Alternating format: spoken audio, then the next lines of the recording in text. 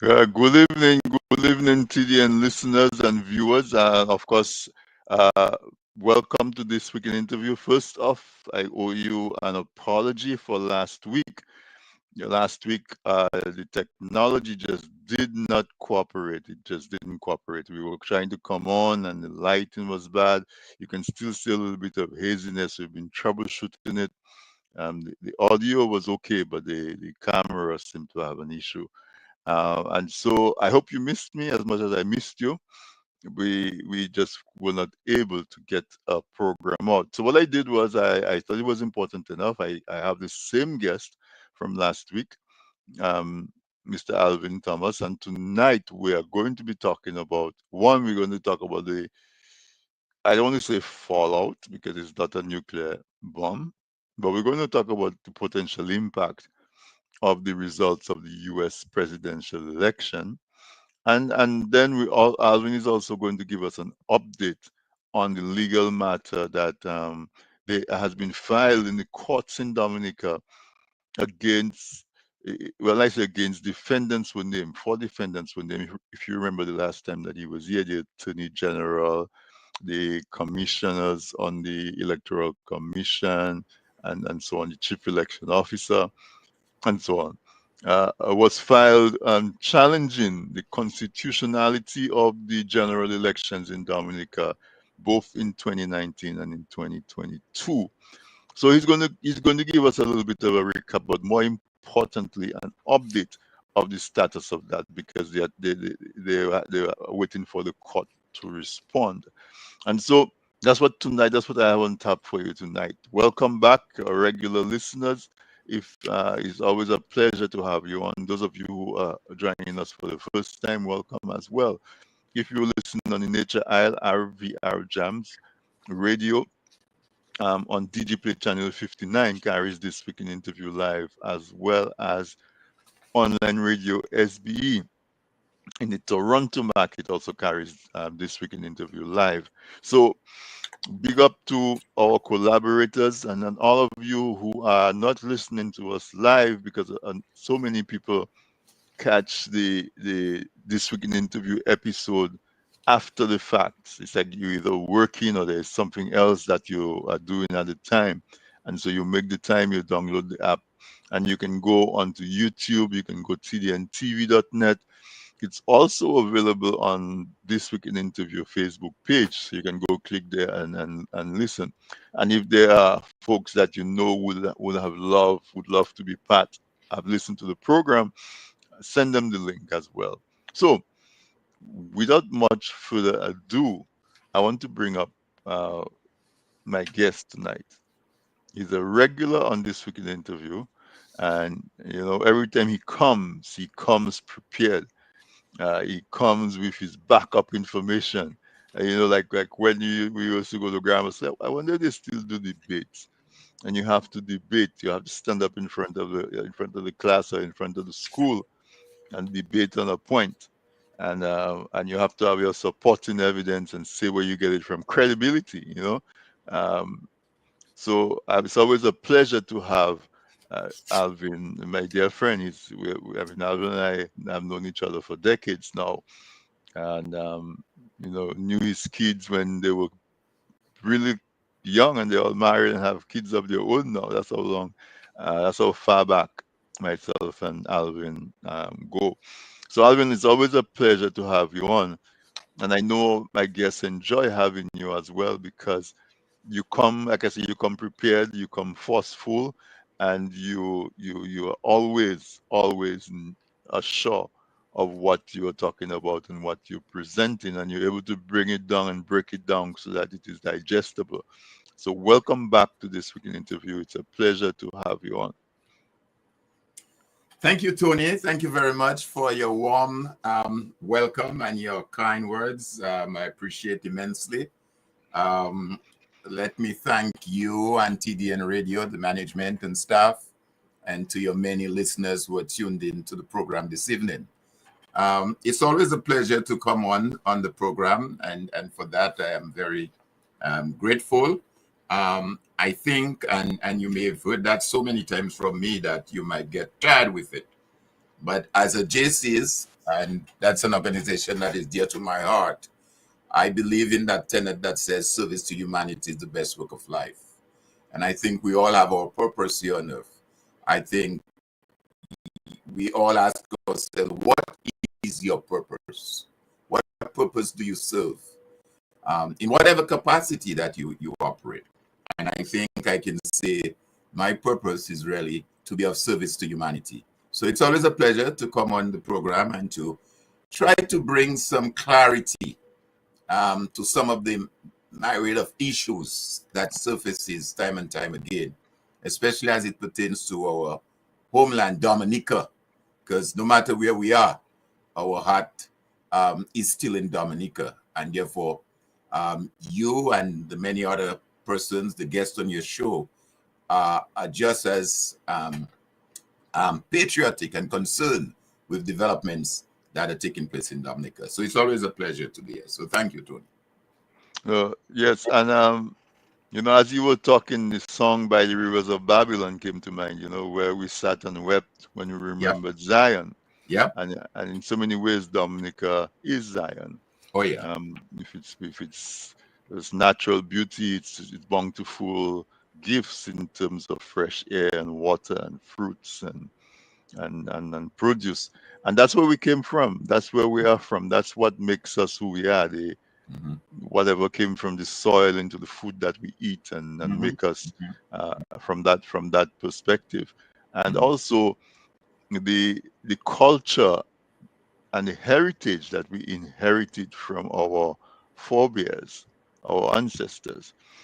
Veterans Day just went by, and I always wonder why we cannot honor the veterans of the wars that our ancestors fought on our behalf to break the shackles of slavery, to resist colonialism, and to carve out a place in a strange land where they were forcibly brought, and to be able to give us that gift of Dominica and the Caribbean. One of these days, my dream would be to really be able to do a veterans remembrance and recognition for our ancestors who fought that fight.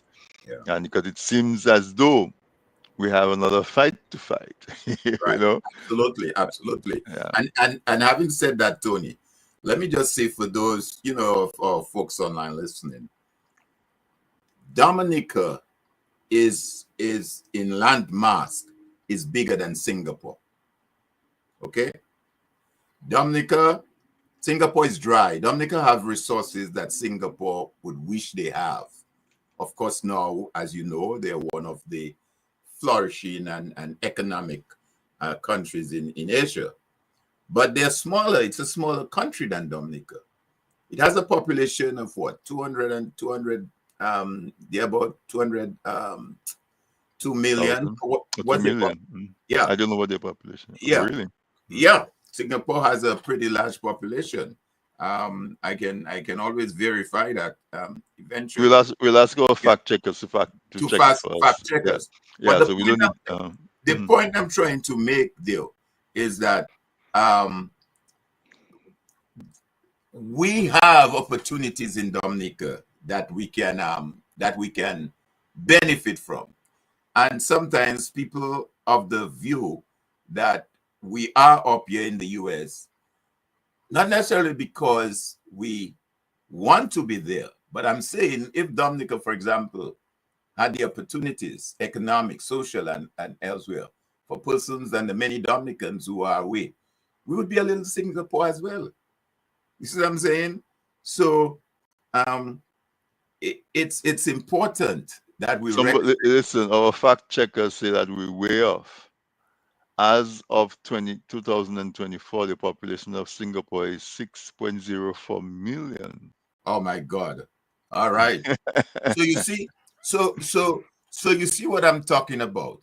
Now, 6.04 million people on a landmass that is smaller than Dominica. Dominica population now, I would say, I don't know, maybe 70,000. So clearly, we could be a very economic, vibrant country with, let's say, a population of 500,000. Let's just say 500,000. We don't want to go beyond that to like Right. Singapore. But Right. let's say um, um, 500,000 people. And it is important that we put that, we look at that within that context and in that perspective. You see what I'm saying? Yeah. Let me, as you're in And Singapore. Singapore was, without tripping you, Singapore was a very poor country several years ago, you know. Hmm. One may argue, of course, their political blah, blah, blah, and all of that. But they are a country that do not have corruption. When the prime minister, what's his name, Chu, he died a couple years ago, the first place he started to eradicate corruption is at the government level. And he tell any minister that is found with corruption, they go to jail. Hmm. So it started at the top. But you were saying, Tony, go ahead. No, no, no.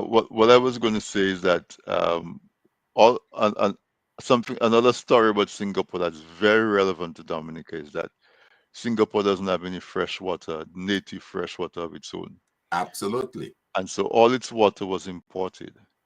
And you know Absolutely. what? You know what they did? They developed desalination to the point where anybody in the world who really wants to learn about desalination, guess where Yes. they have to go? They have to go to Singapore. Singapore because right now they are self-sufficient in fresh water. Mm-hmm. Mm-hmm. So the point to bring the point home, so we can segue back into the discussion, is that when we were growing up in the Caribbean, one of the limitations that was handed down to us is that we're a small island, we're small economies, we have limited resources, and a lot of our economic growth was relied on how well we can go and negotiate grants, how we can go and negotiate soft loans or concessionary terms to finance our activities and our development. And that's where we came from a colonial type of perspective. Now, Dominica just celebrated their 47, 47, 46. 46. 46 year 76. Yeah. of independence, right?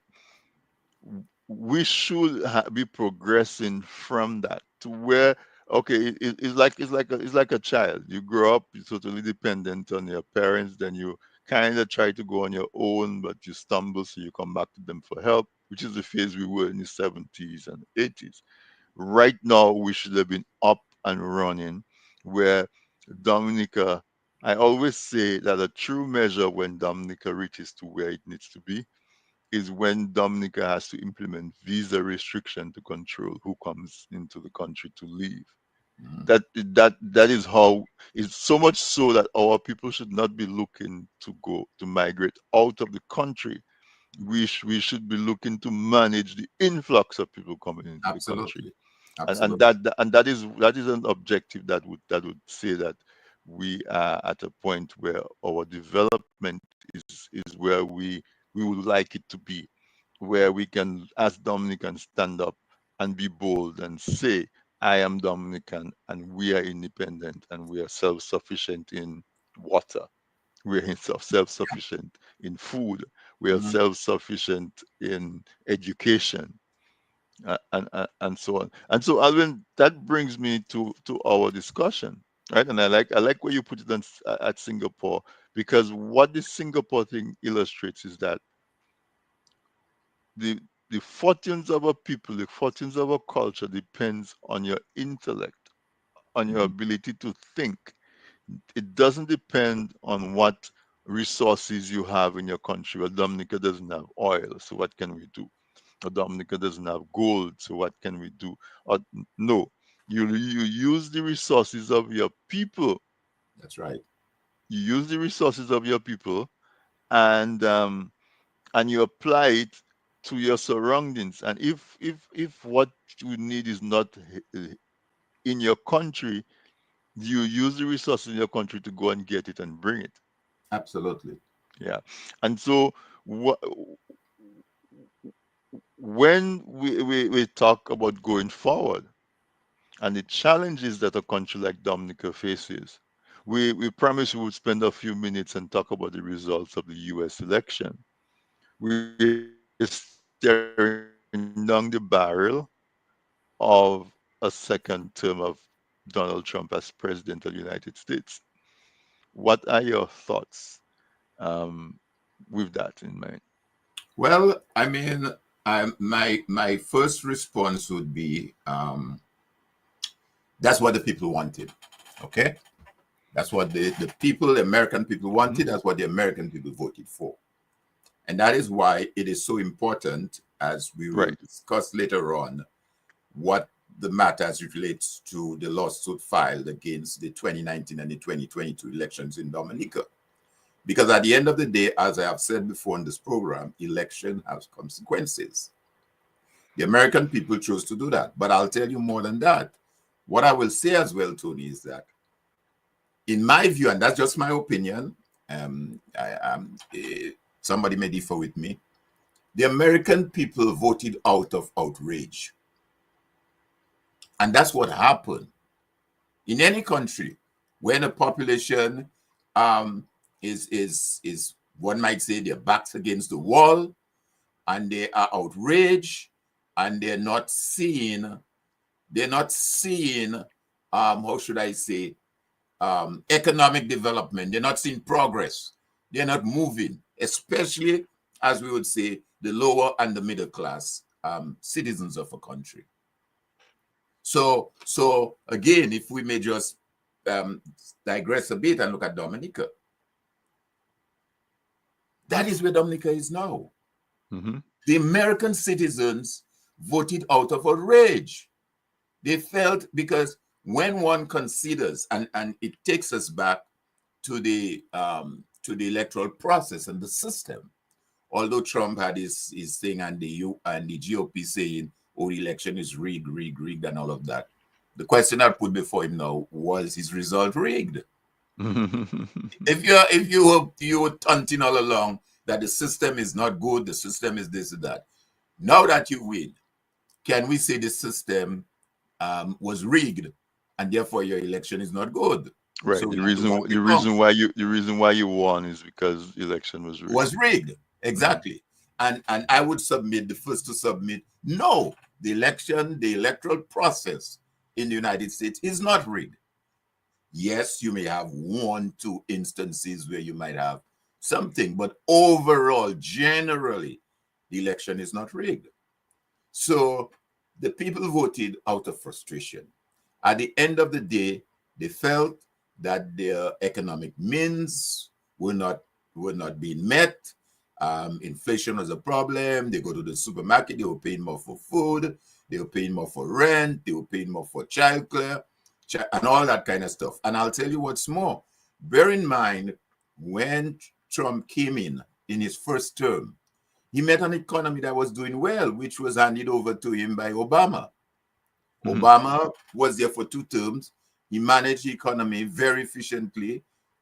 Things were bouncing. We had no recession, nothing like that. When he came in, of course, in his first term, you had the housing crash and all of that. All of that got stabilized. And by his second term, the economy was on a footing that was good. So it's like a CEO coming in and you hand him a successful company and everything is going fine. And that is what folks have in their mind, that when Trump was there, the economy was good. But clearly, it wasn't a situation where he was responsible for allowing the economy good as it was. Notwithstanding that, they felt, well, hey, they were better off then and they are now.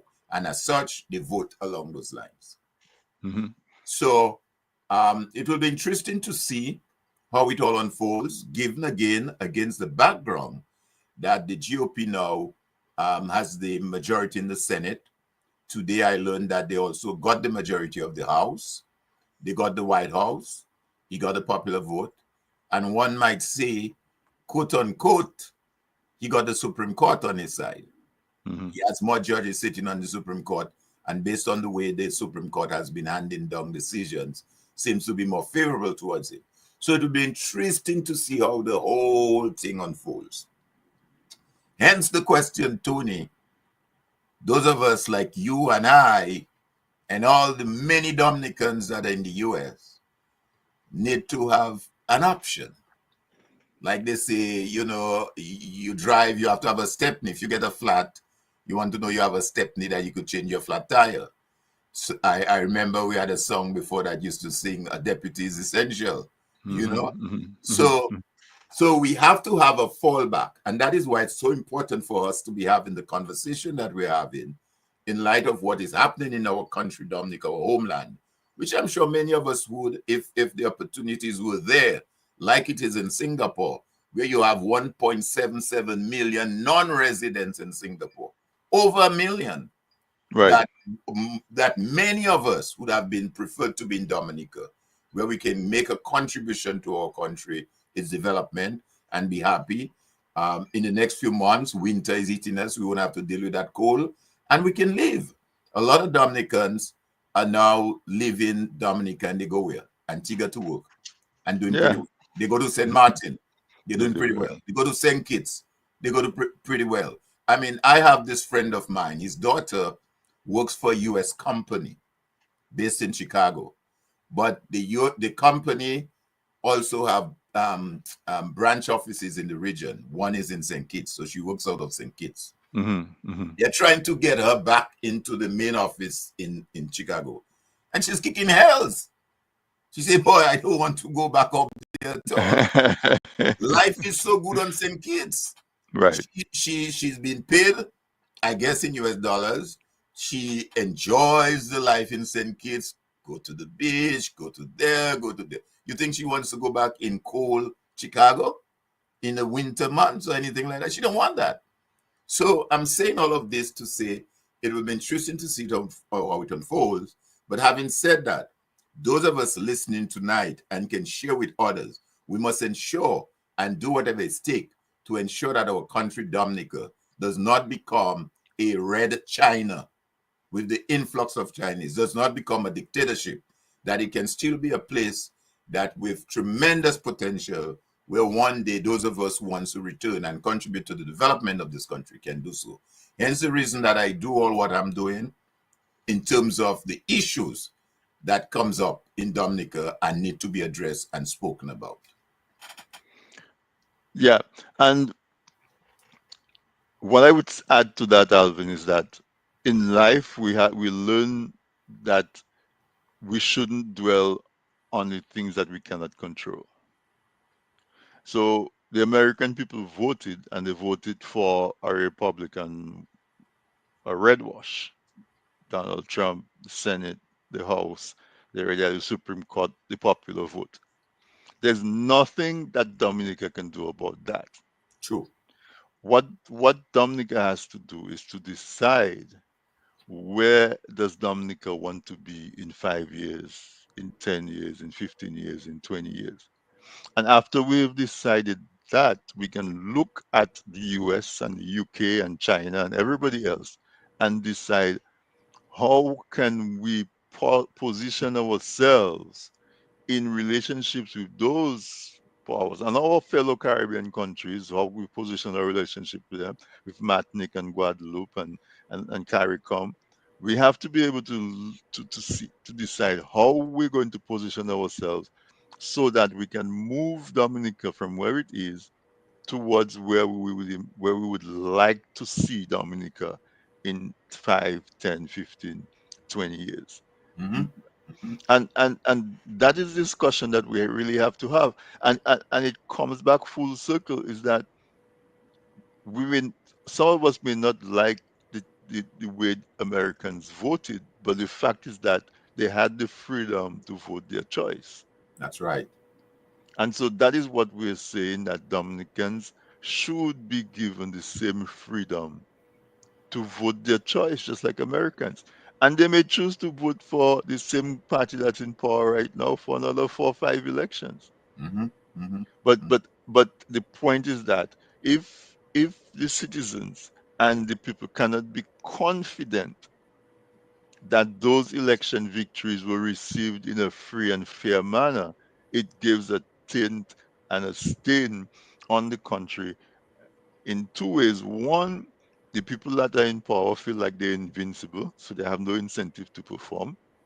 And two, the citizens feel like they're helpless to do anything about it, and so they become despondent and they're not motivated to give their best.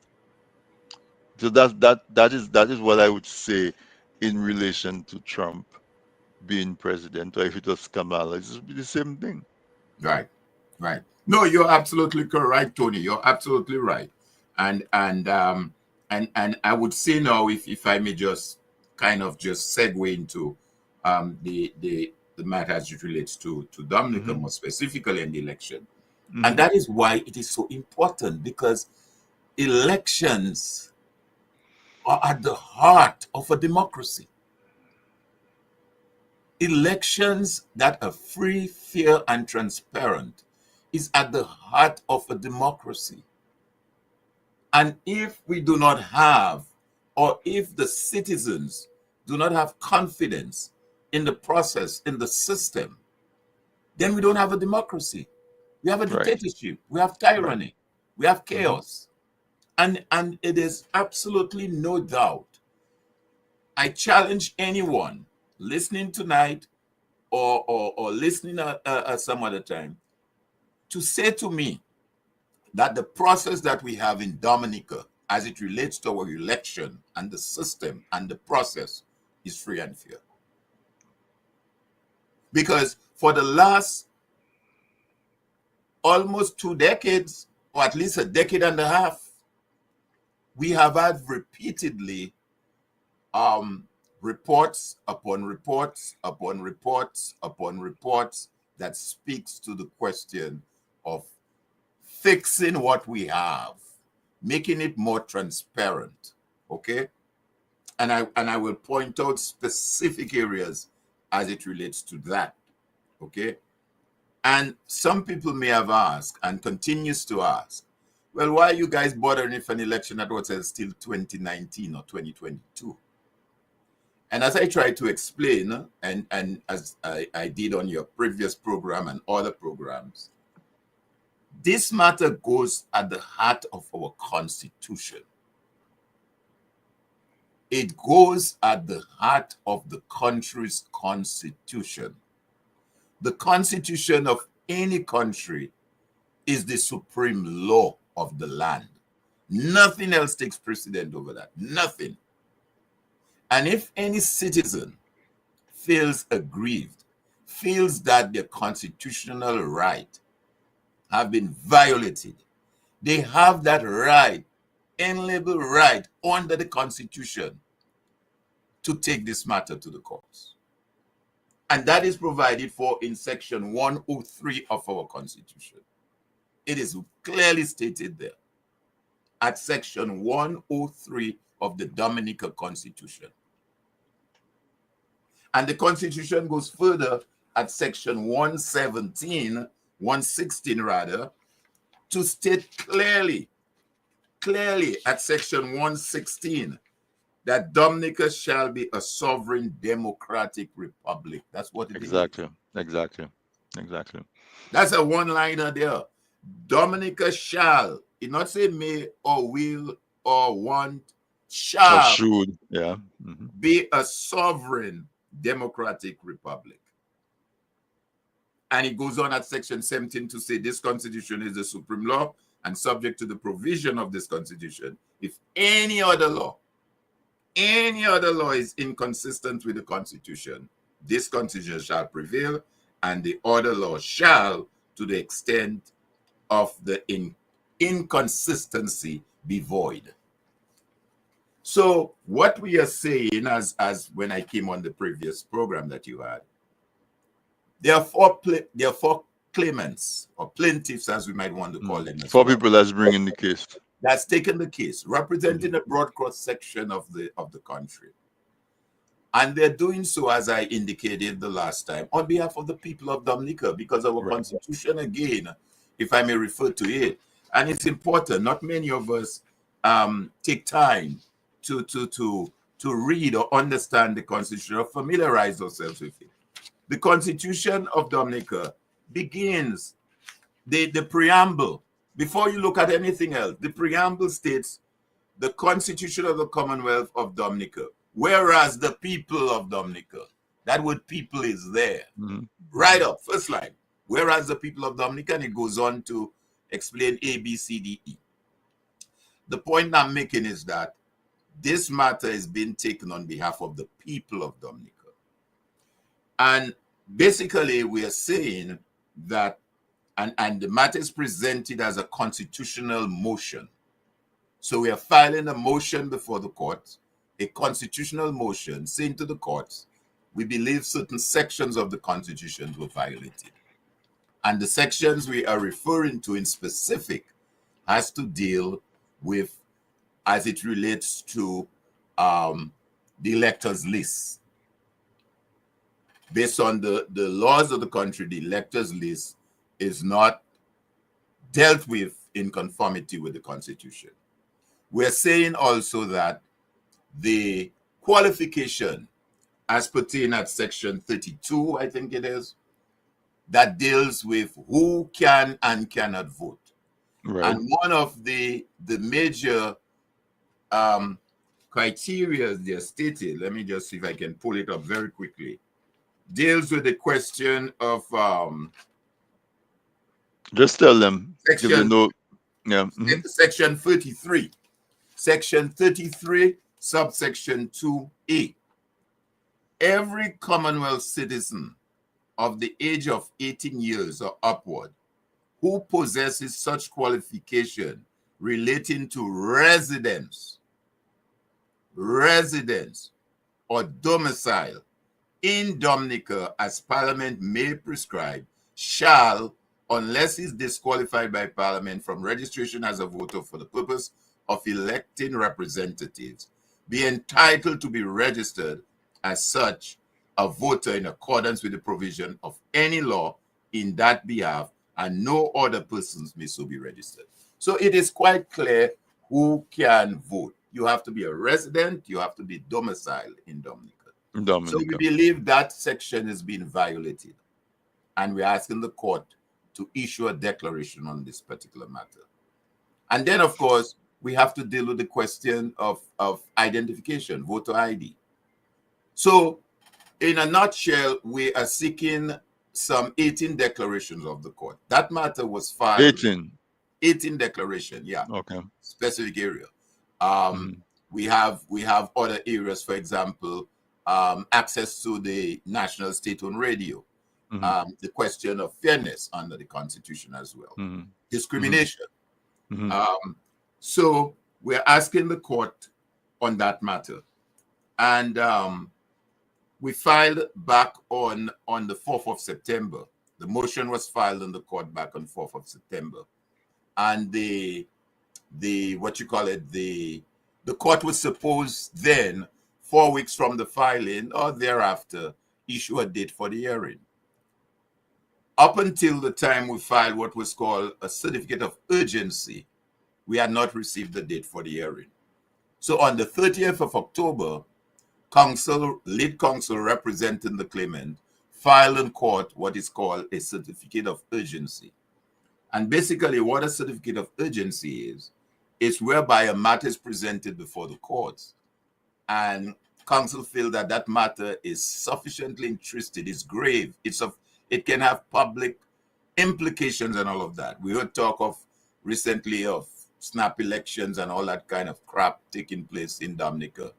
We felt that that matter is sufficiently urgent to warrant what is called a hearing. And as such, on the 30th of October, we filed what is called a certificate of urgency. With the filing of a certificate of urgency, it is expected that the court, within a week or right thereafter, to issue again a date for the hearing. To date, we have not. And that brings me now to the question, based on the constitution I said, to the question of rule of law. The rule of law in Dominica is something that we have to look at. I believe I was on your program a couple of months ago where I made reference to the fact that the sitting judge, Judge William, earlier this year at the January Assizes or thereabout, gave a scathing report on the manner in which the judiciary was behaving as it relates to matters brought before the magistrate's court and the delay and people on remand in the state prison for as many as 10 years for a crime, an alleged crime that they said to have committed. Right. So again, if I may just borrow from my GC's creed, we have a tenet that says government should be of laws rather than of men. Right. So there has to be a rule of law. So clearly, when the matter is filed in the courts, and given how the system behaves in Dominica, put it this way, there's what you call a court administrator. When a matter is filed, the court administrator gets the matter, the file, goes to the judge, and says to him, well, Your Honor, this matter has been filed. It seems to be a very urgent matter. Look at the defendants, because in that case, we have 9 defendants in this matter, starting with the president, the attorney general, the commissioners. So that is a very urgent matter, which ought to have gone before the judge and look at his calendar and say, well, impress upon the judge the urgency of this matter, and that matter be placed on the docket. On the judge's calendar. Alvin, I'm pushing up against a break. When you come back, we're going to dive deeper into that case. Yes, folks. My guest tonight is Mr. Alvin Thomas, and we talked about the elections in the U.S. and a lot of people were frightened about that result. And I'm saying there's no need to be afraid. What we have to focus on is what we can control. And one of the things that we can control or we can influence is what's going on in Dominica, if you're from Dominica, what's going on in Grenada, if you're from Grenada, or St. Vincent, or from the Caribbean, because you could be Grenadian and decide that you want to settle in Dominica, but what's going on in the country, in the region. And so if we don't control the things that we don't influence the things that we can influence, there's nothing we can do about who the American people vote for. And the example of that is that people should have the freedom to vote for who they feel, because you have dictatorship where one man can say, these people, they're not smart enough, they don't know what they're doing. If I give them a chance to vote, they're going to vote this fool in and destroy the country. I know what's better for them, so I'm doing it for their own good, to prevent them from exercising their freedom. And the answer to that is no.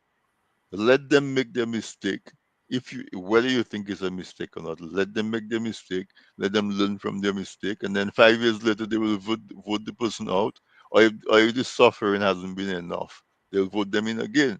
And so we're going to take a quick break. When we come back, we're going to learn about something that we can do, because Alvin is the spokesperson for a group of folks who have brought an action before the courts, asking them to look at the last 2 elections that were in Dominica and to make declarations, 18 declarations that will determine the constitutionality of those elections, which would inform and influence the behavior of upcoming elections. And that is what we have to understand. So let's take a quick word from the sponsors, and when we come back, we are going to see what the status is of that case and what you can do to assist in making sure that case is adjudicated and given a fair hearing in the courts in Dominica. So stay tuned, we'll be right back.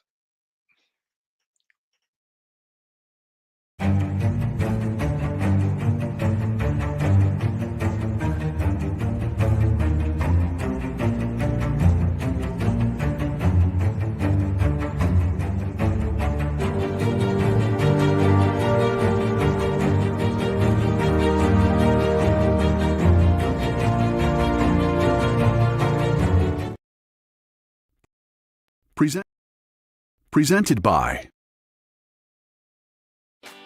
People say I've got a great smile. Well, I have to say, this is all thanks to the professional team at Beacon Dental Group right here in Dorchester, Massachusetts. I've got world-class dental care. Beacon Dental Group has expert and caring staff dedicated to providing the most advanced and satisfactory treatment in all aspects of oral health. Their services are designed to meet your needs and give you a perfect smile, too. General checkups, cosmetic surgery, Gemini laser service, and advanced procedures, all in a state-of-the-art facility. Call or visit Beacon Dental Group today, 1026 Blue Hill Avenue, Dorchester, Massachusetts, or call 617-282-2146 for a smile that lights the world.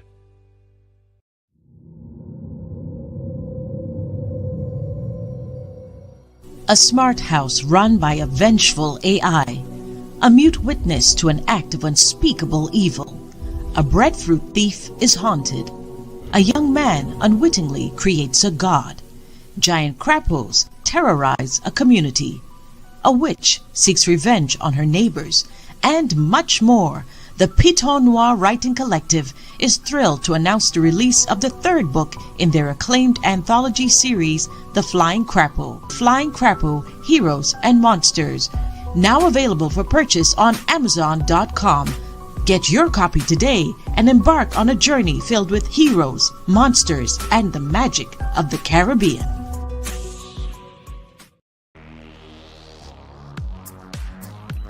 How much Dominican history do you know? Want to learn some fun facts? We have a great and fun way to test your knowledge and learn more about our history. Get your copy of Dominic Anu, Dominica in Puzzle. Fun for the whole family. Available now on Amazon.com. Visit pushpast10.com to learn more. Email us at dominicainpuzzle@gmail.com or call 877-698-9894. Looking to promote your business, engage current customers, and reach new people? Well, look no further. From the basic presentation to a fully fledged advertisement, use your video ads to attract customers. At Man's Audiovisual Productions, we do just that. We produce videos for business and event promotions, product demo videos, animated explainer videos, fundraiser ads, and much, much more. Engage your clients and sell online. We customize the video to match your brand design. Guaranteed to play flawless on all devices, including smart TVs. Contact us at telephone number 203-690-4342 or 767-245-6238.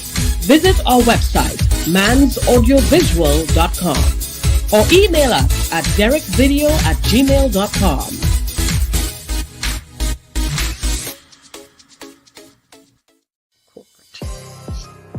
Get ready for an electrifying thriller. A fearless New York attorney takes on corrupt corporate giants fighting for the powerless. Can this seasoned attorney and his team take down a monstrous company and its powerful leader? What will be the final verdict? What price will our heroes pay? Find out as you turn the pages of The Trust by Sam George. Get your copy of The Trust today from Amazon.com.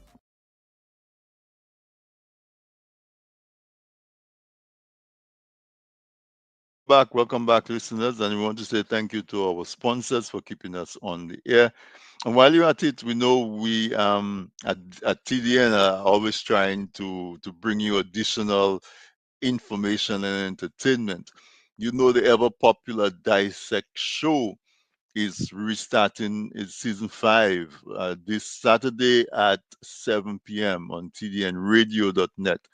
Tune in to the Dissect with Loveless and his wonderful co-host. They always have great shows where Dissect is, they bring artists on and they bring you behind the scenes and really dissect the career and the life of the people behind the music. So tune in this Saturday at 7 p.m. tdnradio.net. And also, I don't know if you have been tuning in, we've had a wonderful new addition to our programming. Miss Kathy Robinson has started her program. I think she's had 3 programs so far, called The Youth Effect. The Youth Effect on TDN Radio, TDN TV. You can tune in anywhere that you see This Week in Interview. She's also on there. The name of the program is The Youth Effect. and the host is Miss Kathy Robinson, and she has young people on there just really demonstrating to us older folks about social media and about communicating with them and what entices them, how we can better communicate with them. And so you should check it out, 8:30 p.m. every Monday night.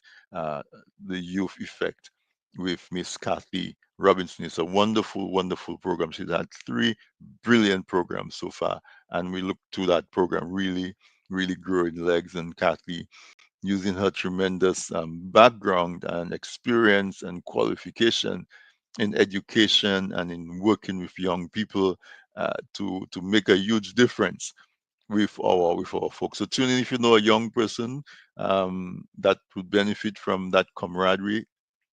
Share that information with them, and also if you have young kids or nieces or nephews, grandkids, you can tune in with them. I'm sure it will be an hour very, very well spent.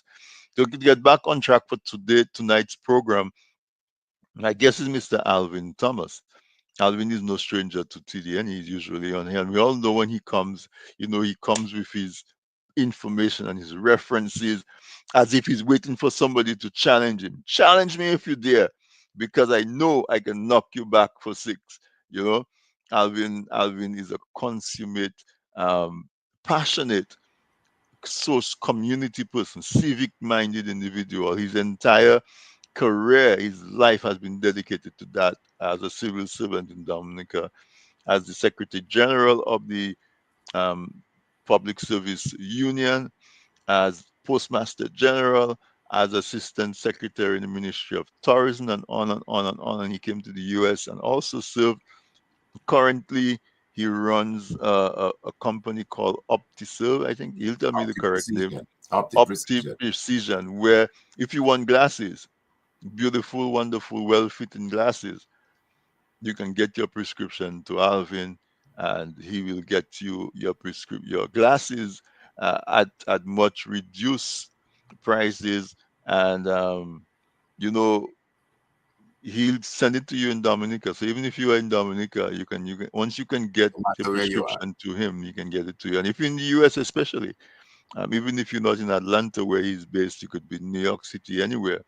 Very, very easy to get some really fashionable glasses, but effective and well made, and some of the top brands at really family rates and prices. So I had to let you know that this man wears many hats. The amount of times you see him working in the fields in civic society, commenting on what he sees as atrocities, um, in forums where he can inspire and produce hope among our people. He's still in the background, also contributing and helping folks who have maybe some vision challenges or some vision needs. So Opti Precision. When you get a chance, you put the contact info in the chat, Alvin. Yeah. Let us Definitely. encourage folks Yeah. to.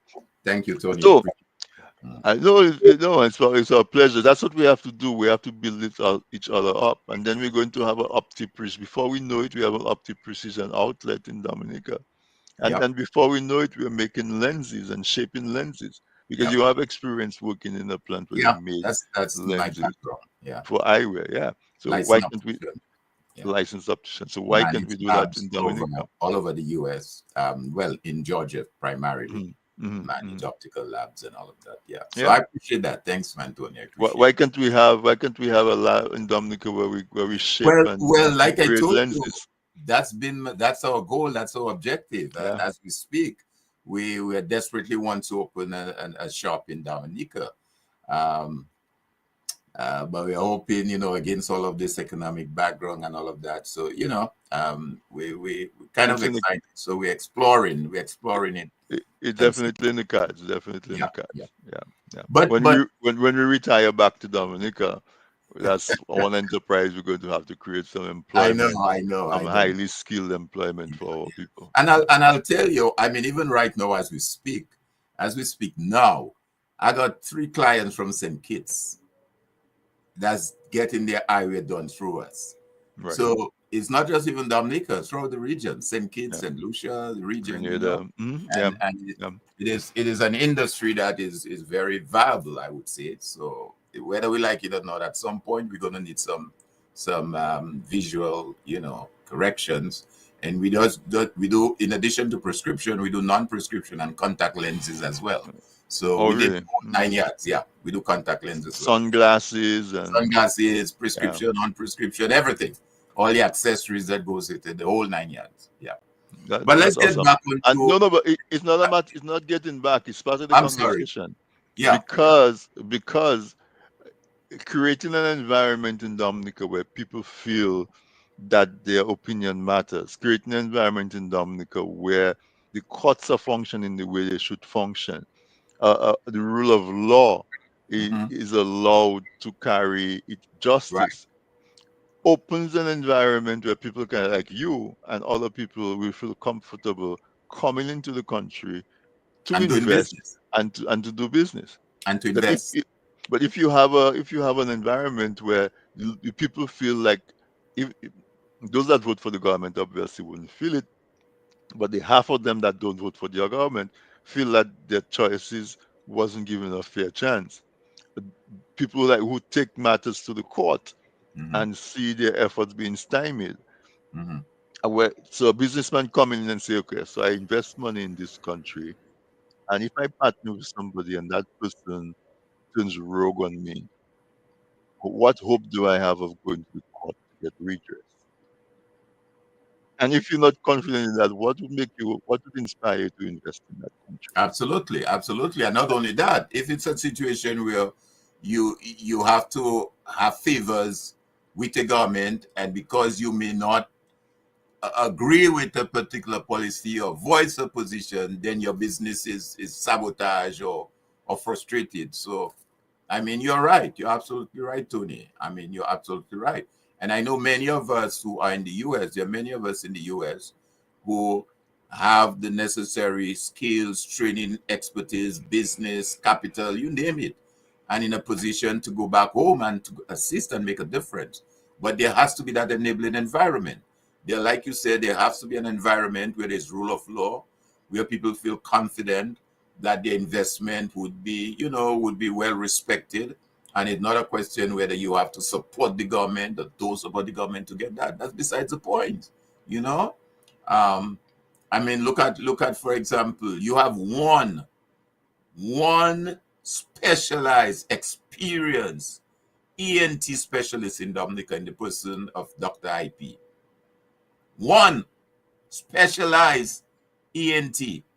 And just because he doesn't see or agree with the government position on some matters, he's denied to operate in the one hospital that we have. Can you imagine that? Right. I mean, this is it's just madness. And so a we don't have businessman 5 or 6 like in America. One we got. And in an environment like Dominica, where somebody sees that, they're very reluctant to invest. And he's a Dominican, he's not a foreigner. Yeah. He's back home contributing. So it really dampens the economic activity, and by extension, the population suffers because there's less economic activity. And the secretary that would work in an office would go to the shop and buy some bread or some eggs, and the shopkeeper would get the money to go buy. It just stifles all the progress in the country. And so, Alvin, so the case that you were here talking about is a matter that was brought before the courts on the 4th of October. On the 4th of September. The first filing was done on the 4th of September. And it is expected that within 4 weeks the court would issue a date. But that date is a little flexible. 1 week on, or say it might take 5 weeks, it might take 6 weeks. Yeah.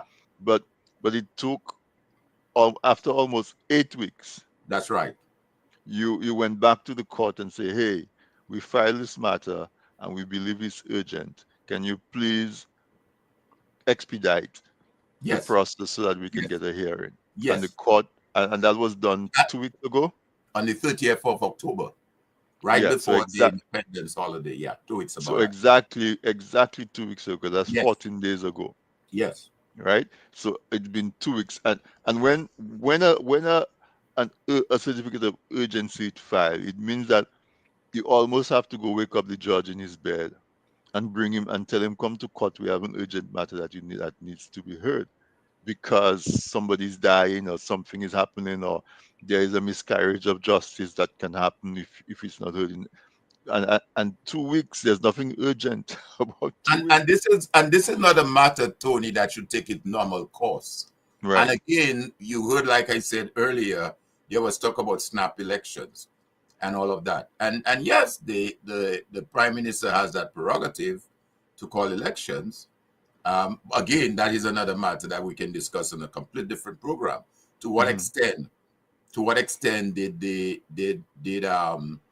the constitution not being abused? Because we can discuss that. What was the underlying, or what is the underlying reason for a snap election for any government? Look at the question that one of the Yes, I viewers believe it did. I believe it had an impact. To answer directly, I believe it did, because on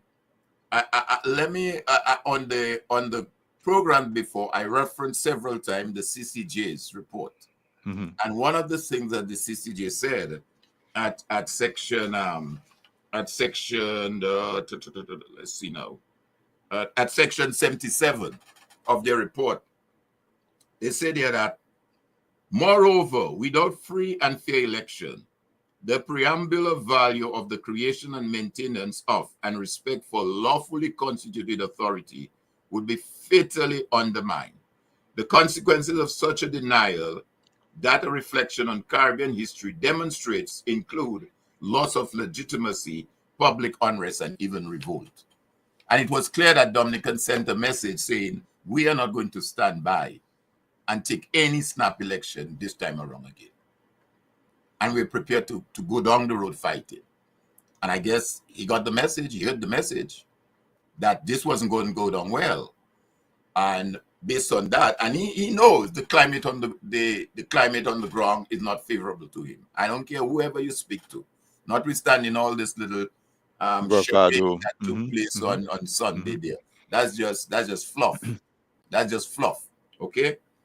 Now let me share something here with your audience, listening audience. Tony, there's a book, and I don't know if you have come across it yet, but maybe you might want to get a copy. It is called The Constitution, the Government, and You.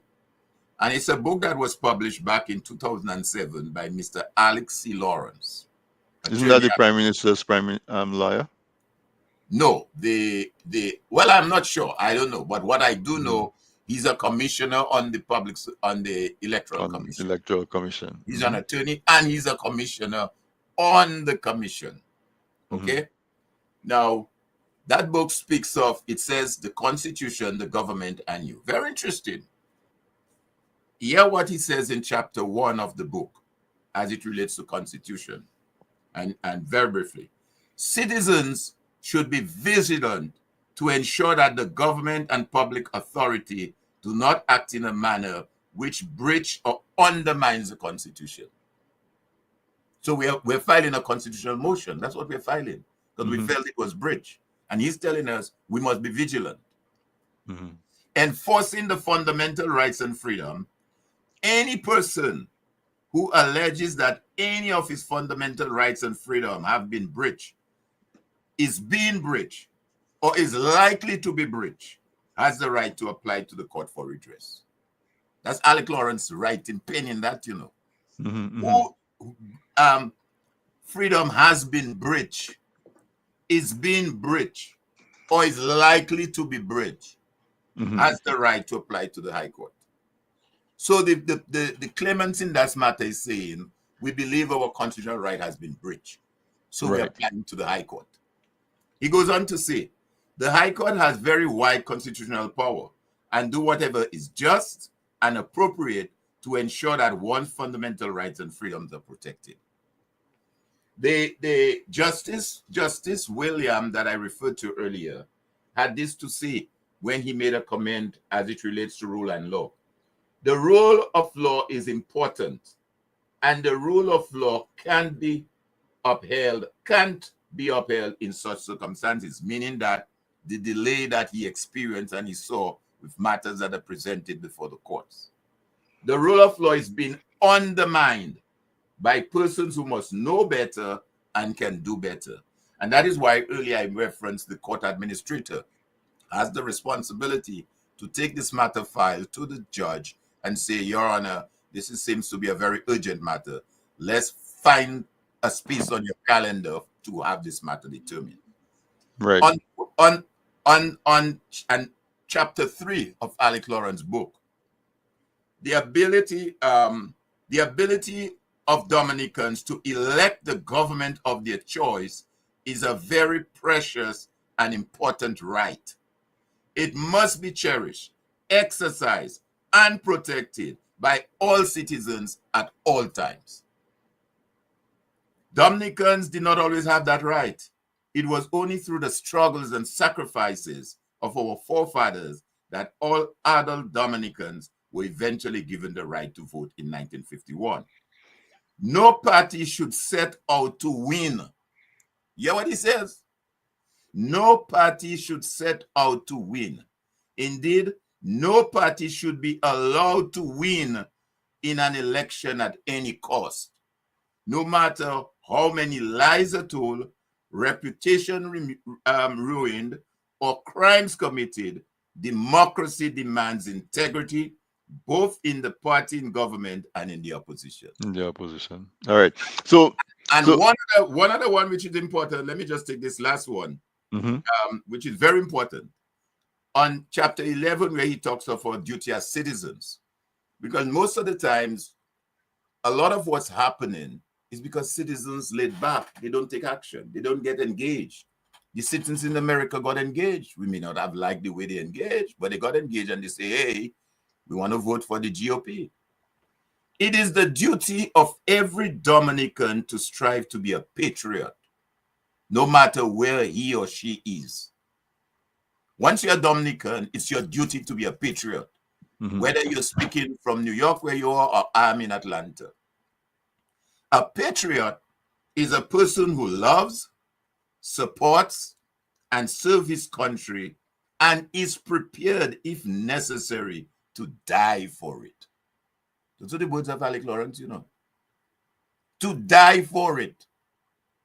Now, I know there's an issue that, I don't want to diffuse what our discussions are, but we had an issue in Dominica today where a young man was detained for making comment, blah, blah, blah. But he's saying there, as a patriot, you must be prepared to die for your country. Patriotism cannot be conferred upon a person, neither can it be taken away from him. Every Dominican is born with the inherent ability to be a patriot. Tony, these are powerful words, And my question is, I would hope he still subscribed to that. I do subscribe to it 100%. I'm sure you do. But these are the words of Alec Lawrence. And he's named as a defendant in the And he's named as a defendant in the matter. Mm-hmm. So you see how ironical history has a way of presenting itself. And here we are today, full circle, dealing with a matter that touches on our Constitution, touches on our democracy, and touches on our duty as citizens. This is what exactly this matter is all about. And I'm hoping, and this is not a partisan issue. Let me make it quite clear. This is not a partisan issue. This is an issue as it affects our Constitution, one's democratic right, our democracy, and as such, we are saying to the courts that, hey, we got an issue. Give some clarity on that. So, Abin, let me ask you, if the court doesn't respond to your filing of your certificate of urgency, is there any other, what's the next? There are some other legal options that we can explore and exploring, which I'm not privy to. No, I wouldn't want you to. But let me just say, while you ask that very good question, because that's a very good question you've asked. Back in 2019, when the matter was filed in 2019, as you recalled, the judge at the time, Glasgow, threw out the matter. So he did not even give the plaintiff then a hearing to say, well, okay, You file a matter. Let's hear you. Prove your case. He didn't even give them that opportunity. He threw the matter out. So the matter was termed in legal language an interlocutory decision, meaning that there was no decision. So as a consequence, we could not appeal that matter to the OECS Court of Appeal. Because there's nothing to appeal. There's no decision. What are you appealing? So counsel representing the plaintiffs and the claimant made a request of the CCJ, the Caribbean Court of Justice, which is like the Supreme Court here in the States. Because if you take a matter at the High Court, depending on how it goes, win or lose, you could then appeal to the OECS Court of Appeal, win or lose, then you go to the ultimate court, which is the CCJ, like the Supreme Court. And that's where the decision ends. So we approached the CCJ and says to the CCJ, look here, man, this is very serious. This is a very serious matter. And could you please give us a hearing? Could you hear us? Could we present before you? What is it? And the CCJ agreed. And in their determination, hear what the CCJ said at section 49. And mark you, the CCJ is not a one-man judge like at the lower court. At the first place where you file, there is one judge. He determines right or wrong based on the arguments presented. When you go to the Court of Appeal, then you may have a panel of one or two things. When you go to the CCJ, you have a panel of at least 5 judges. In that case, in 2022, when the judges, the justices, there was, like you have the Supreme Court. It's a similar setup like that. Right. A judge may agree or not, but then the final decision will come out of the CCJ, whatever decision is. Hear what the CCJ said at section 49. Although it is the case that the provision conferring jurisdiction on the Court of Appeal to hear appeals in election petition are to be found in the Constitution, and those provision appears to admit no exception to the requirement that only final decisions may be appealed. So they're saying that only final decisions can be appealed. So there was no final decision. They went on to say, it is also the case that the Constitution prescribes exactly what Lawrence is saying in his book. It is also the case that the Constitution prescribes that every person in Dominica is entitled to a fair hearing within a reasonable time by an independent or impartial tribunal. A rather high value is to be placed on this fundamental right to a fair and an independent and impartial tribunal. That right is not only fundamental, it is a condition for enjoying and securing the enjoyment of other rights. It follows then that if the appellants complain that in the hearing at the interlocutory aspect of their election petition, their enjoyment of this fundamental right was compromised, then the Court of Appeal should have assumed jurisdiction to consider that complaint. That's the CCJ saying. The CCJ is basically saying this thing was so fundamental to the Constitution and so important that you could not have just on your own as the judge just throw it out and say you're not hearing them. They will deserve to hear a hearing. And they made reference at section 50 to a Court of Appeal decision, which is referred to as the Exeter versus Games case, where the judge in that particular case was expected to recuse himself from the hearing application to strike out the petition. So what they're saying is that Justice Glasgow, which was the judge at the time, if he felt that the matter being presented to him had certain biases of whatever, he should have recused himself from the case and allow the case to proceed. Okay? A prominent place in a democratic society is pivotal for public confidence in the administration of justice. Right. So what we're saying is that Dominica is running a risk where its citizens are going to lose confidence in the judiciary system, where people feel that where people feel that they don't have redress to go to the court when there's a grievance. So therefore, they have to take up their cutlass or their gun. And the next, and when that happens, people are not just going to say, well, okay, there's nothing I can do. People are going to take matters into their own hands. Absolutely. So folks, what we have to understand is that we don't have to be a supporter or a non-supporter of a government to see why it is important. You may think that those guys don't have a case, those guys are foolish, those guys are what, but you have to be able to support Due the right process. for the court to tell that to them after giving them an opportunity to hear their argument. It cannot be that the court can just ignore them, because what happens when the court ignores them and somebody is really feeling aggrieved? What is the answer to that? And so what is at risk? What is at risk is the very rule of law in Dominica. Absolutely. Absolutely. A very serious matter, which should not be allowed to continue.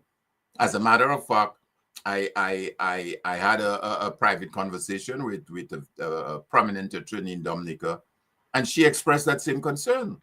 The fact that matters that, because if for example, a matter is filed in the court, and you see that matter has one of the defendants as the Attorney General of the country, who is supposed to be the person in charge of the law, and a matter is filed in the court challenging and have a defendant as the Attorney General, so he has to come in court and defend himself.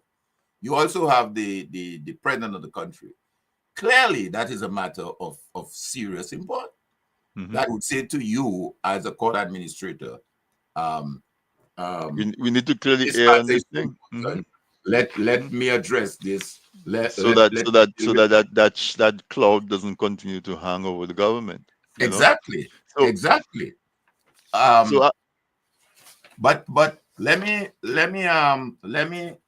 I don't want to cast any aspersion at this stage tonight on the program, except to say again, I explained the process in terms of when a matter is filed. Right. And what is the protocol. Listen to what, again, Alec Lawrence said at chapter 9 of his book, where he refers to under the heading, the public service, employment in the public service. And I'm saying so against the background of, as I said, there's a court administrator who is responsible to discharge that first step of the matter with the judge. Contrary to the popular belief, a minister of government has no power to employ persons on behalf of the government. If this happens, it is because the proper functionaries has improperly delegated or abdicated that duty to the minister, or is allowing the minister to dictate to him. This is unlawful. So I'm simply saying that to say that, and I hope that's not the case, if, as we say it, ministers of government, starting all the way at the top, have a hand in how the public service should run or not run, and therefore when a matter is filed in the court, whoever is responsible, that public officer, to do his or her work, has to take his instruction or orders from somebody else and say, well, hey, a matter is filed. Leave it there. Put it in the bottom drawer. Don't discuss it. Don't bring it up. Alec Lawrence is saying this is unlawful. It's unlawful. And so Alvin, in that sense, though, where we have all of those things happening, we have the judges giving scathing reports on people who are remanded in custody for 10 years. You know what I want to bring that analogy.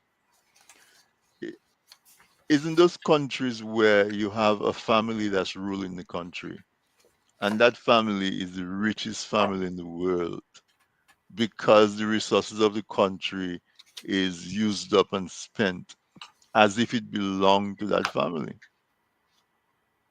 And yeah, those people in that country, there are provisions to provide them with a certain level of a minimum level of care and lifestyle that they don't fall below.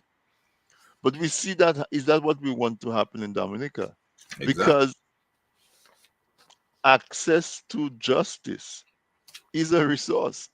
That's right. So you don't want the country to get to a place where only a certain group of people can go to the court. When there is a case that deals with them, it's hurriedly done before the court. In a week, in 2 weeks, there's a hearing, and when there's a matter, there are other matters. It's dragged along. Somebody is sitting in court, in jail for 10 years. That person has a mother, they have a father, they have children, they have brothers, they have sisters. Can you imagine that it is your brother or your sister that's sitting in jail for 10 years without a hearing? I know. And like they say, justice delayed is justice denied. Yeah. It's not a statistics, it's a person. And Dominica is a very small place.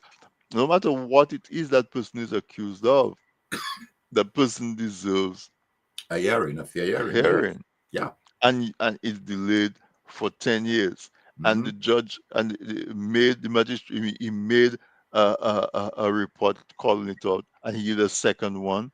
And nobody in the society is picking up that report and saying, hey, we were not aware that was going on. Or Let's now that fix he's it. mentioned it, Let's fix it. let's fix it. Nobody's saying that. The report is presented and everybody just watch it fall on the floor. Yeah. It kick up a little dust, and then the dust settles and it's still lying on the floor. So that is why, Tony, the citizen, the people have to remain engaged. Yes. We have to stay engaged. And although some folks might say, well, Tony, you're doing that program every week. Matt, you're doing that program. This other person doing that program. You talking and talking. You have to constantly remain engaged. I mean, take Trump. Again, he may not be the best example to use. But Trump remained engaged for the last 10 years. And look, he remained engaged. He might have fake information. Or the media engaged him. Or the media engaged him. So we have to remain engaged. And one of the things, and vigilant, these are the words that Alec used in his book. I saw one of your guests put a note on the thing and say Alec Lawrence should be reminded of these words in his book.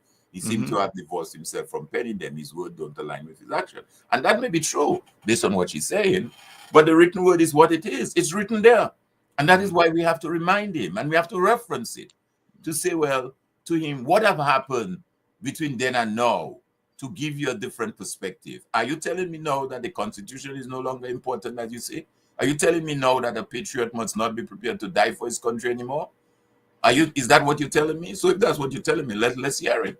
And it's so ironical, as I said, that he penned those words, and he's a commissioner on the government side, on the Electoral Commission. He's in a position. And he's in a position to influence. And he's denying people free, fair, and transparent election. All right. And so I think what has to happen now, if you may ask, a call to action. Where do we go? And I think the call to action, in my mind, is from the time that a hearing is a date is given and it's determined, and that matter is determined into the courts. Every Dominican that can avail themselves should attend and enter the court to hear this case. They should make it their business to go to the courts on that day and pack the courts to listen to the case and the arguments presented on both sides. I think we should raise funds and put some ads on Q95 and TDN and other media. Yes. And tell people the case is coming up tomorrow, Monday morning.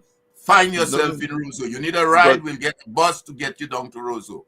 Come and in addition to that, make it about Alec Lawrence and his book. Absolutely. And his book. Advertise and use those very same quotes. And use the words. Use his words. That's his words. It's not your words. It's not my words. These are his words. I think every day it should be a really blast of ads, and say that it's sponsored by the book. Get a copy of the book, and this is what the book says. That's what the book say. We are going by the book. And say We are who not doing wrote the book. The anything book is unlawful in or the public different. We domain. are going by the book. We agree with you what the book says, and we're going by the book. By the book. And as patriots, we should be a patriot of Our our country, actions are being guided by what is written in the guided book. by what you said, the book. Mhm. Absolutely. Mhm. And I think that is part of the struggle or the challenge, I would say, that sometimes the folks have home in terms of one, strategy and messaging. In crafting a message, yeah. Crafting a message. For sure. Because, For sure. you know, people who advertise do it very well on television. You see that conflict, so that shoes, you see it 100 times, and eventually people go buy the shoe, buy the conflict. So it all has to do with messaging, crafting, and your strategy.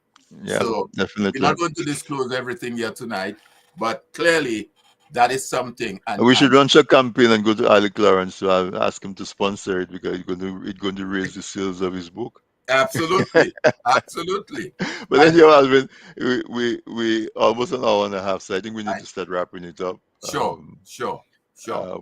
You know, you and I can talk for hours, but we shouldn't subject our audience. We don't want to bring our audience that long. Although I know I know Dee is a regular, and I'm sure she's enjoying that. Good evening, Dee. How are you? It's always good to see you.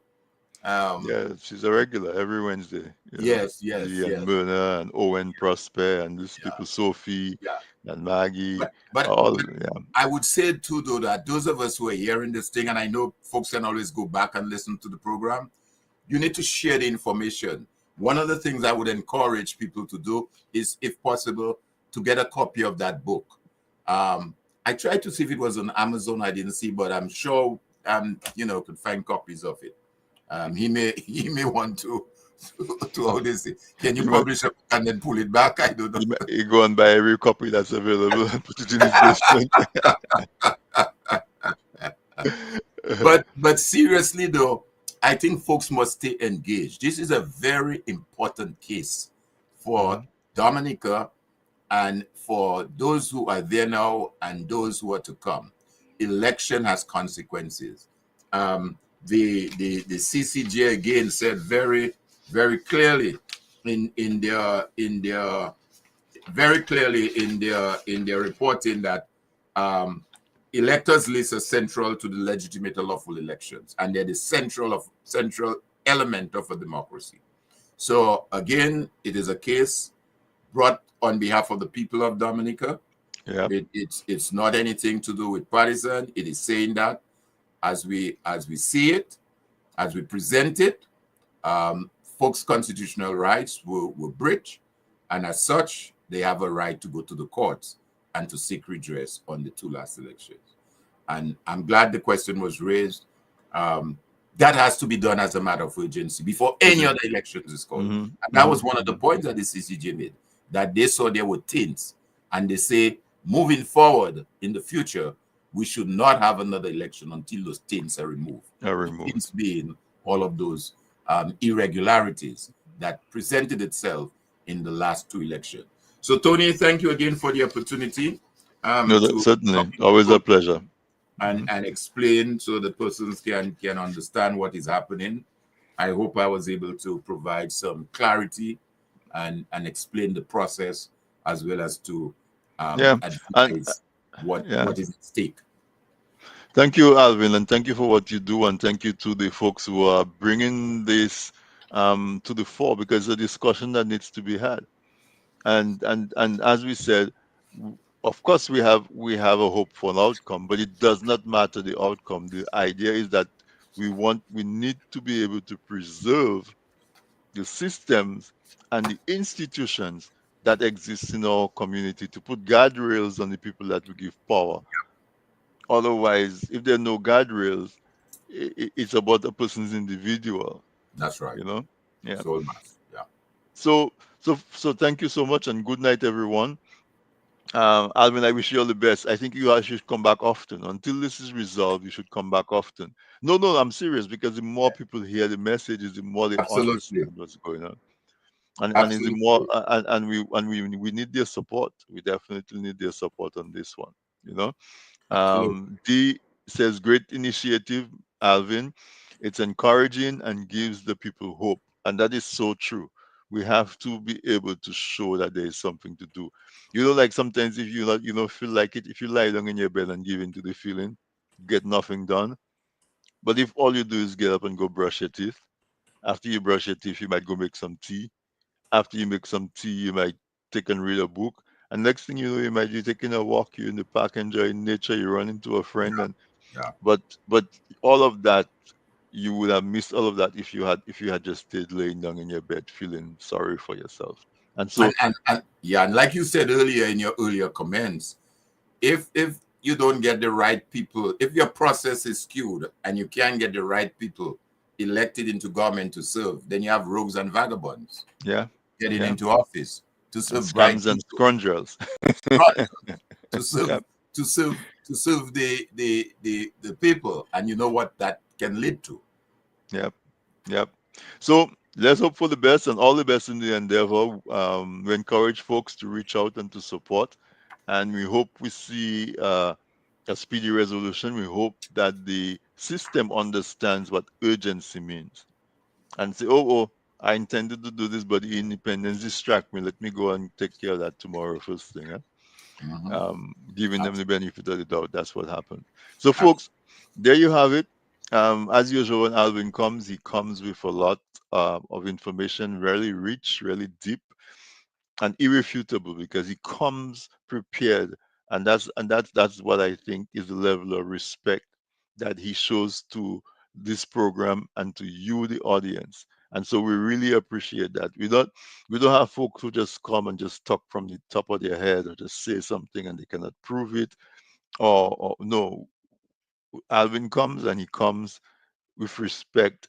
So he's prepared to he puts in the time and he puts in the effort so that when he comes with a complete package and presents it to you and puts it in front of you and gives you the opportunity to ask questions, to interrogate, to think about it. And that's what we appreciate. Alvin, we appreciate you so much. And you, the audience, we appreciate you a lot as well. If you listen to us on YouTube or Facebook or any one of those other social media, give us a like, give us a follow it, turn on the notification so you can know when the other programs are coming on. Don't forget this Saturday at 7 p.m. Dissect Season 5 is beginning. And on Monday at 8:30, Miss Kathy Robinson is going to have a fourth installment of her program, The Youth Effect. So stay tuned, folks. Enjoy the rest of the week, and we keep our eyes on what's going on with this young man from Wesley, who reports us saying that he was picked up by the police this morning. And we stand ready to see if there's anything we can do to assist. All right. So good night, and let's do this again next week, Wednesday.